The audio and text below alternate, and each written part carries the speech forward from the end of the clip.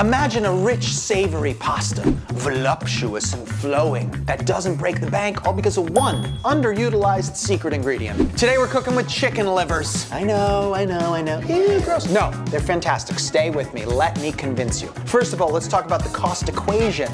Chicken livers right now are costing between a fifth and a sixth of the price per pound when compared to beef. Kids, do that math.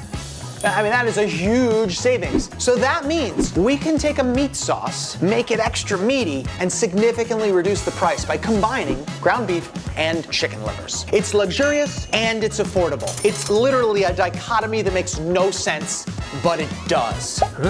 So let's cook it up. What do you say? Let's get our pan going. I'm gonna start off with some bacon.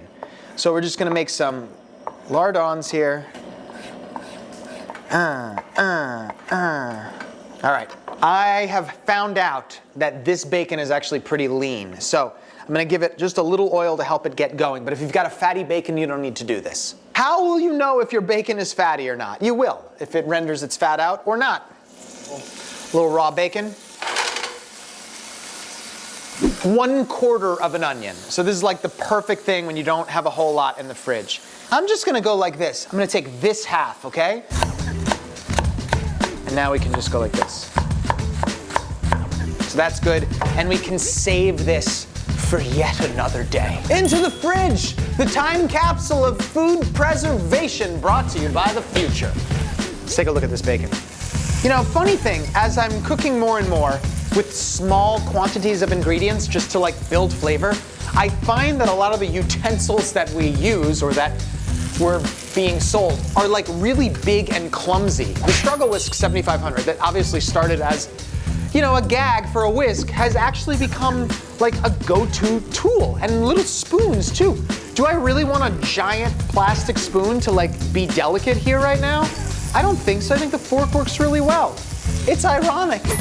The perfect tool is the struggle tool. So many of my favorite pastas start with pancetta or bacon, and it makes a lot of sense, right? It's a high-fat, salty food, has that smoke element also, which is awesome. And you get this base that you can build on. Fat, smoke, flavor. Let's add some onion in here. So here's the deal.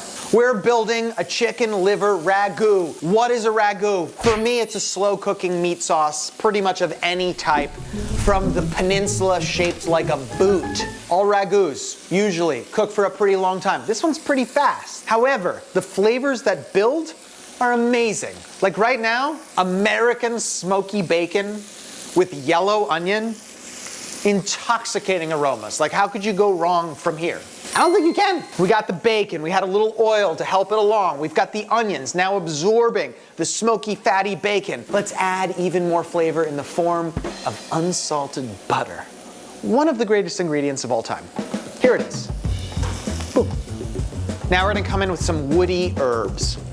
Sage, delicious with butter. It's just so exotic and it feels like you could eat it on a cold winter mountain on a snowy day or by the seaside with sausage literally at the shorefront. So it's super versatile. Now, sage grows really well. It's hardy. You can do this at home.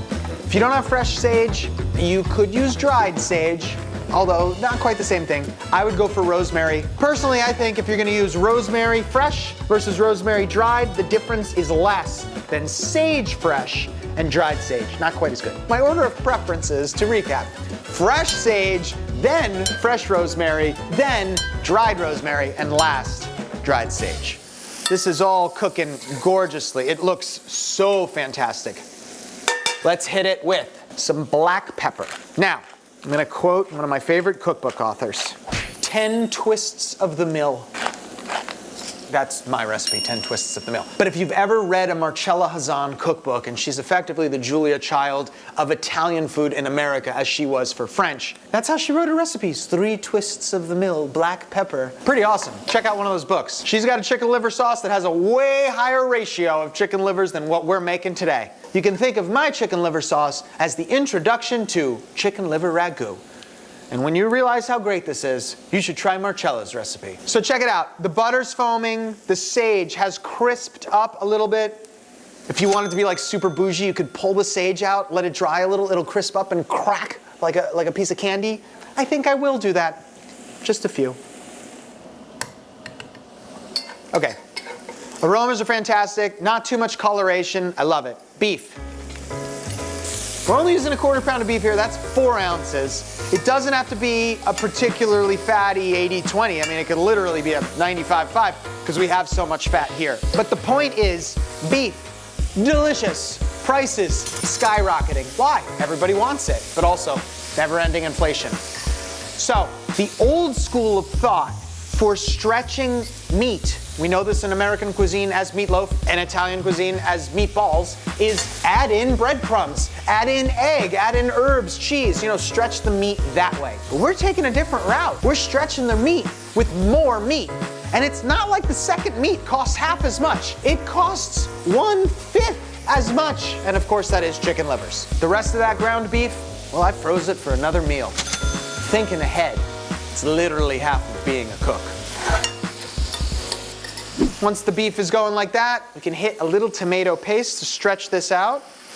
I would say that much. I'll never understand the accountant. There's your answer right there. That decided to put tomato paste in a can. Because once you open it, what are you supposed to do with it? In the accountant's book, buy another one. But the guy that came up with the tube, or lady, it's brilliant. You use what you need, you put it in the fridge. No waste. I'll see you later. Okay, mix it around, toast it around.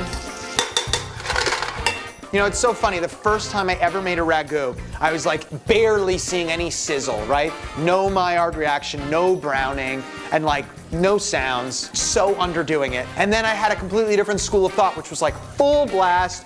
Once something starts browning, adding another ingredient and just like doing this thing that way. With this dish, I feel like I've come full circle because I really don't want too much browning. I want it mellow and calm, so I can really taste the flavors and they're not overwhelmed by what is effectively charring. We're in a really good spot right here. Let's cook our pasta. We're gonna cook our livers medium rare, so they're gonna be pretty quick. And this whole thing is coming together in 15 minutes. Pretty remarkable. Salting the pasta water. Of course, we're not gonna eat all the salt I just poured in there. It's gonna go down the drain, but it's gonna cook the pasta perfectly. Here's an egg noodle pasta. It's wide, it's rough. I think it's gonna cling onto the sauce really, really nicely. Other things that I would do for this, the egg noodles for a beef stroganoff. I think that would work pretty well. Rigatoni, I think that would work pretty well. Wouldn't go much thinner than a tagliatelle. Like I wouldn't do linguine, I wouldn't really do spaghetti. So this one is pappardelle. It's a wide noodle. It's fabulous. Here's our chicken livers. I cleaned them, I rinsed them, I dried them. It's a little tedious to work with, but I'm trying to win you over here. Here we go. Livers are going in. Nice, beautiful pieces of liver.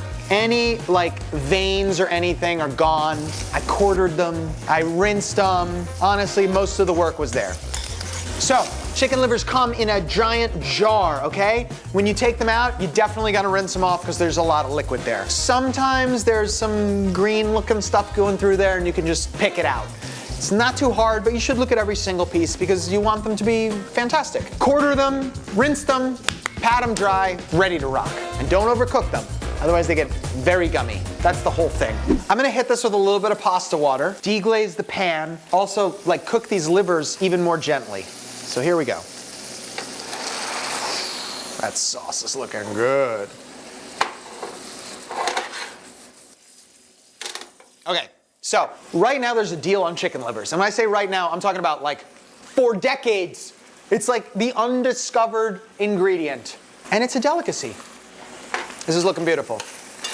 So the livers, they're probably a little bit under, but let's add the pasta. All this mass is gonna start heating them through. There's density here. Hot, wet, density. Honestly, this tastes like a beef stroganoff noodle. Stir, let the pasta absorb it. Remember that cheese can tighten it up a little bit, but you definitely want this to be flowy.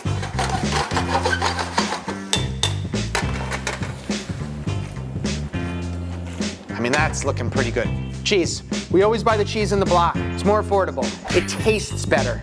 It holds in the fridge forever when you wrap it tight, and you don't have any of those anti-caking agents. So now I'm looking. It's obviously hot. To me, it looks a little tight. I want some fluidity, just a little more pasta water. Okay. All right, here we are, the chicken liver ragu. We get our noodles in a pan like that. We give it some nice height. I'm gonna present some livers right on top like that with a little bit of ground beef. What do you think? Now, we'll hit it with a little more cheese right on top. We've got our 2 little pieces of fried sage. We can go like that right there. We've got some lemon, more brightness to the party with our microplane, a little zest. I mean, I'm laughing as I do this because if you bought this in a restaurant, it would be $38. And this version here is nowhere near that. I'm not gonna give you a price because runaway inflation makes the prices different every single day. But it's certainly cheaper than just an all beef ragu by an enormous amount. Just a cheek. That's just adding a little bit of brightness to counterbalance the intensity of the liver. So there it is, chicken liver ragu, the most affordable meat ragu on earth. This dish is big, luxurious flavor. It's comfort food at its finest, and just add the icing on top of the cake, which of course it is super cheap. I mean, I already wasn't scared, but I think this is proof that you don't need to be afraid of chicken livers or really any liver of that kind. You should make this. You'll love it, I guarantee it. But not before I share this struggle tip with you. Sometimes you cook a lot of bacon, and when you do, a lot of fat renders out of that bacon. That's really great for cooking the bacon all the way through and making it really, really crispy. But all that grease in whatever dish you're making, it kind of goes a little too far. What if there was a way to use it in future dishes? There is. Store the bacon fat. Grab a container once the bacon fat has cooled off and pour that bacon fat right in.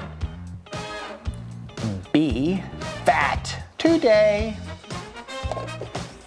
I'm gonna put this in the refrigerator. It's gonna solidify like butter. Anytime I need fat, olive oil, butter, this can be a swap for it. Literally just take a spoonful of it, put it in the pan, and it'll melt out. Try to use it up in about a month.